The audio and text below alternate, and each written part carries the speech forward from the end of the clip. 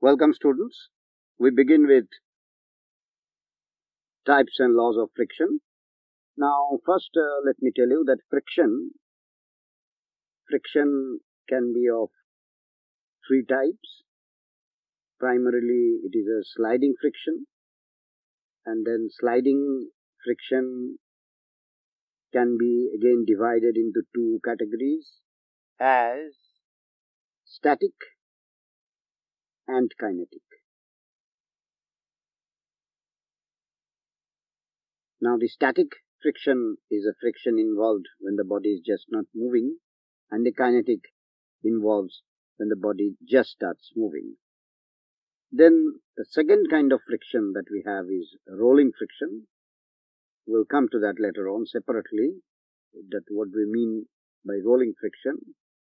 But primarily we have to understand that the amount of resistance goes on decreasing from static to kinetic to rolling. So if you say that I want to move a body and I have to apply a force, then much force is needed for static, and then the force reduces for kinetic, and it further reduces for rolling.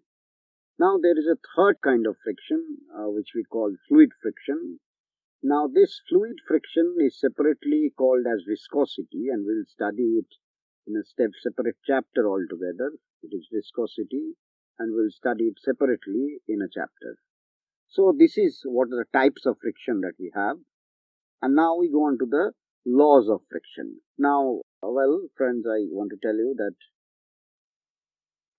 primarily the laws of friction are there because we have not explained friction to the full extent.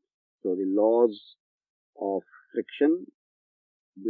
friction involve fundamentally three laws. Firstly, the force of friction is parallel. Force is parallel to the plane, and it opposes motion. And finally, the force is electromagnetic in nature. This is very important for us to know, that friction force that is electromagnetic in nature. So this is electromagnetic force primarily. So regarding the force of friction, we have that the force is parallel, it opposes motion, and then the force is electromagnetic in nature. Now the second law states that the friction force, which I designate by Fr, is directly proportional to the normal reaction.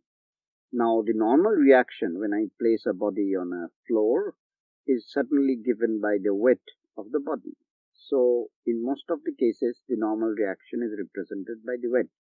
But in case there are many other forces involved, then the net normal reaction should be considered here. So mind you, it is not always that N is equal to mg. In cases, this N can be the effective value of N in a particular case.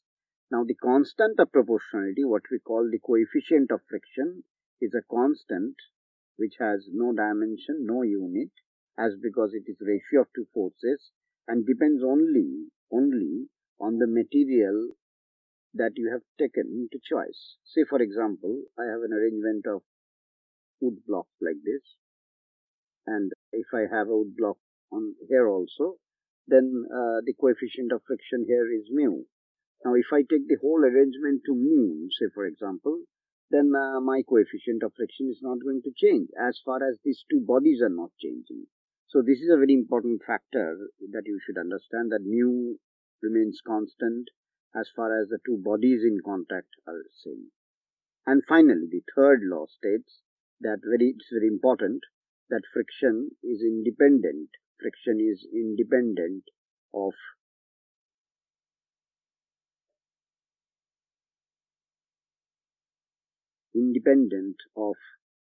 surface area. So you cannot increase the friction by increasing the surface area. It's a very good example of cycle brakes. You know, the cycle brakes are of a particular shape and size like this, when the wheel goes on like this. And if I increase the brake area, there is no possibility that the braking will increase. Rather, nowadays, in order to save material, the brake is made even smaller. So that is possible. Why? Because the friction is independent of surface area. So if I reduce the braking area, the friction do not alter here. So the friction remains same. So these are the three basic laws of friction, and for the time being, that is all for you. Goodbye.